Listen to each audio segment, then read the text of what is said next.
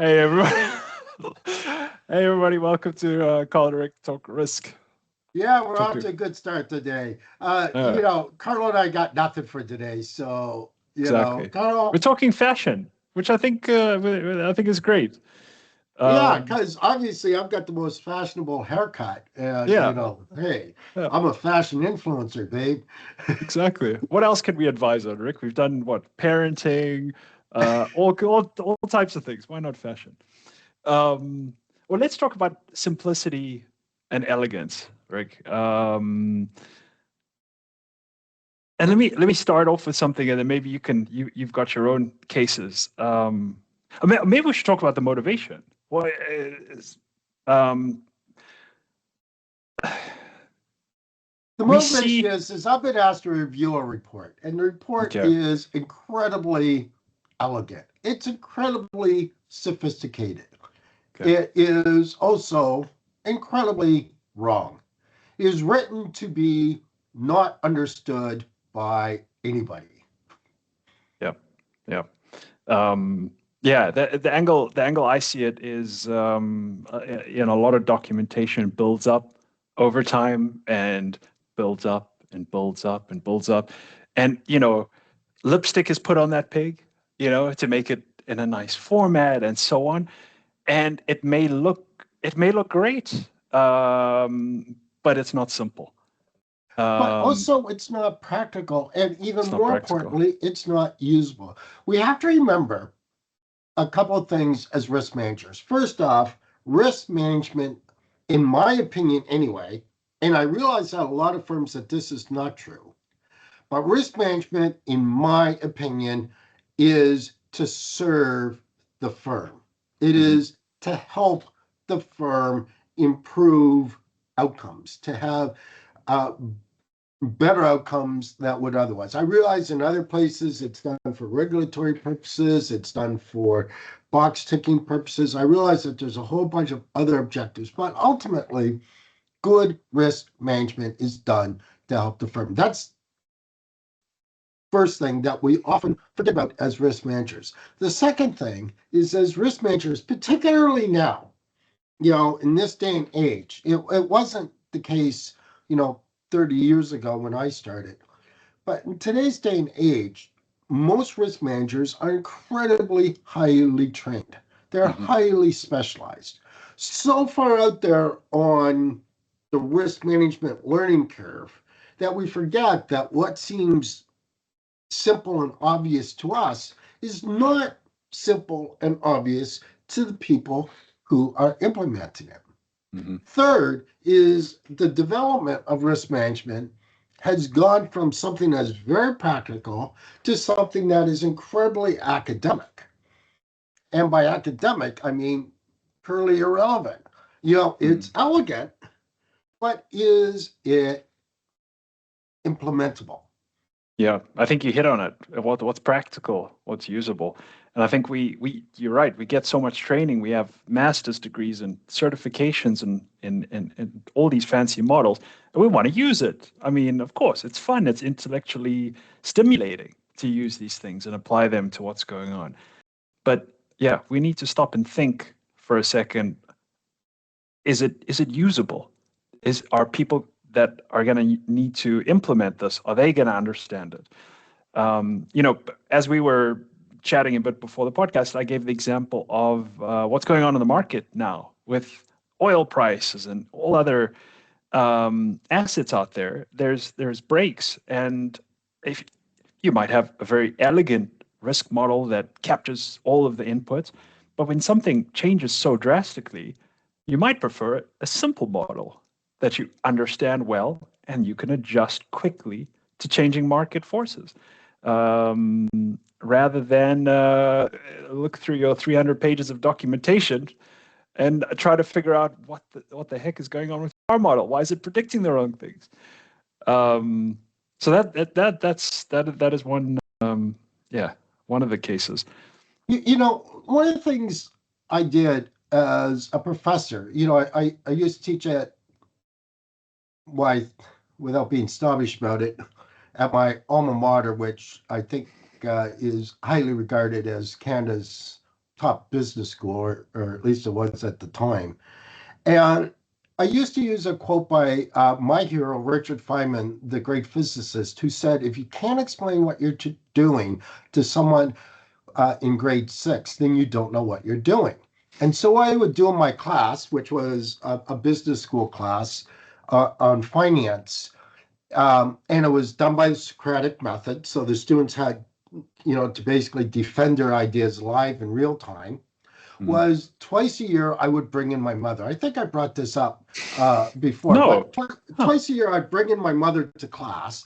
It was one of those tier classrooms in a semicircle, and mom would sit up at the top corner of one side of the room. And how the student was assessed during the 90-minute class was mom would put her thumb up or down like Nero to whether or not she understood what the student was talking about. And so, the student would, say what they thought was this great statement. Then the entire class would turn to look at mom to see whether she had her thumb up or thumb down. Yeah. And the point was, can you explain what you're doing to your mother?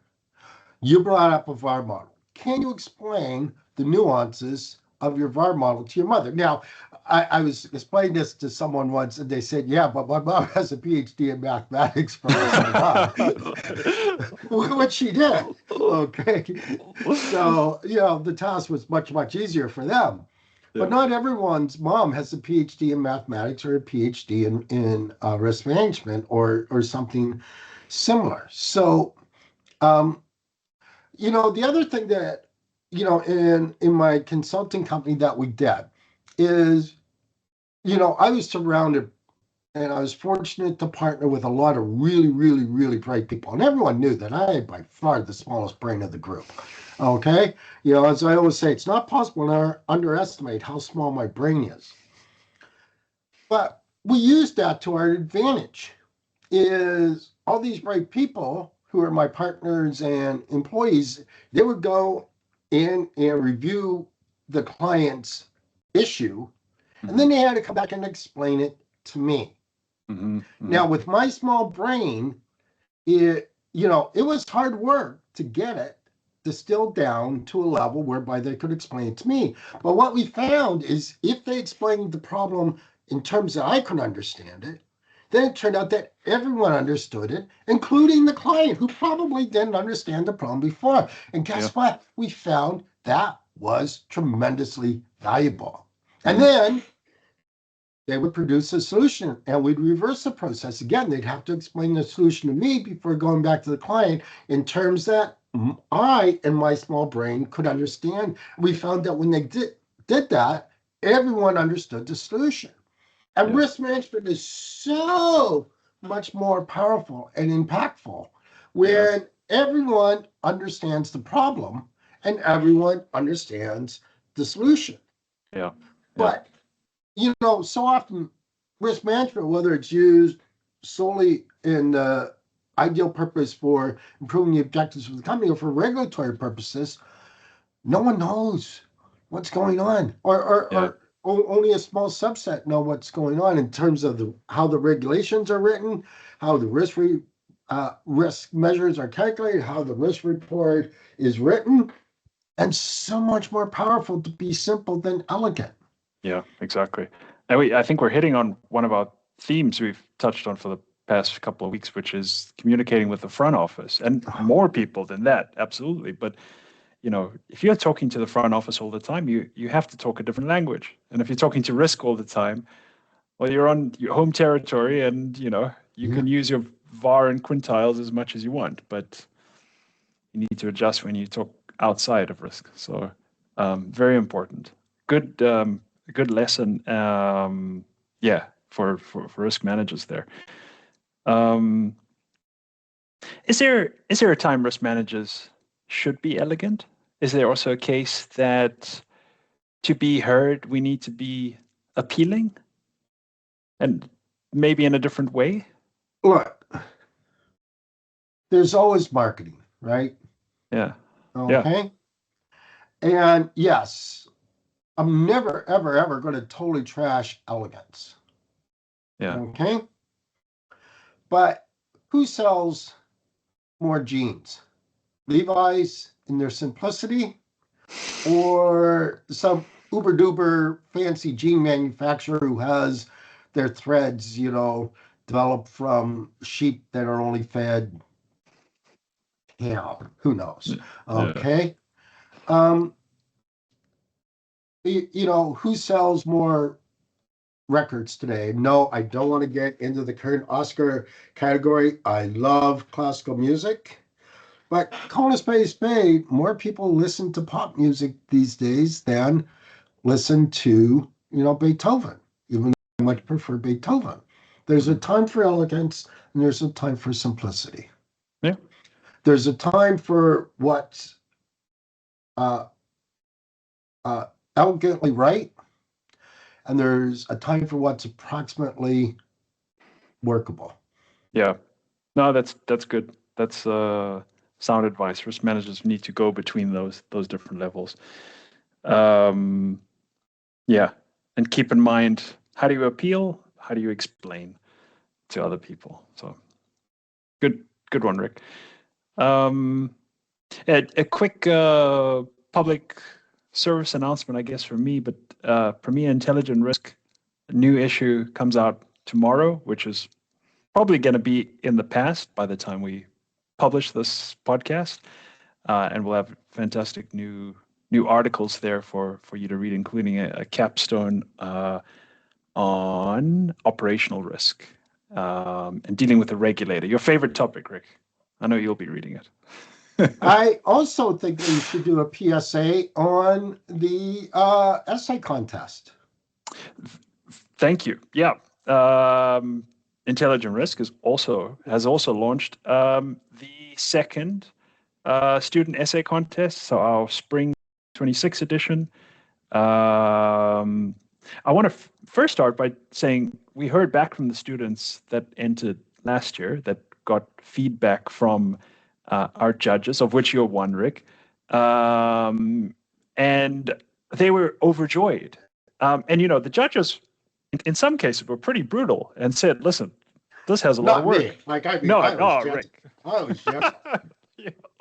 And we shared all that feedback. And normally, I don't know if every competition would do that or even offer, but the students were overjoyed because it's like, this is real feedback from people who are writing and being published in a practitioner publication. So they were thrilled. And I think students should enter, if nothing else, for that reason, to have your writing read by people who know well, who know how to get published, who know how to express ideas, and get some feedback and improve. So yeah, I'm thrilled. It kicked off on Friday, so I think March 5th. Entries are due by April 17th on the topic of the future of financial industry regulation. So very keen to hear what students come up with. And of course, you will be published in the June issue of Intelligent Risk alongside practitioners. Where can they go to the link to register? I will put it in the YouTube notes for this video. But you can also just go to Premier's website to Intelligent Risk, and over on the right side, you'll see a student essay contest link. The template is there and all the details. Thanks, Rick. Good reminder. Yeah, and good luck if you enter. All right, everybody. Till next time. Everyone.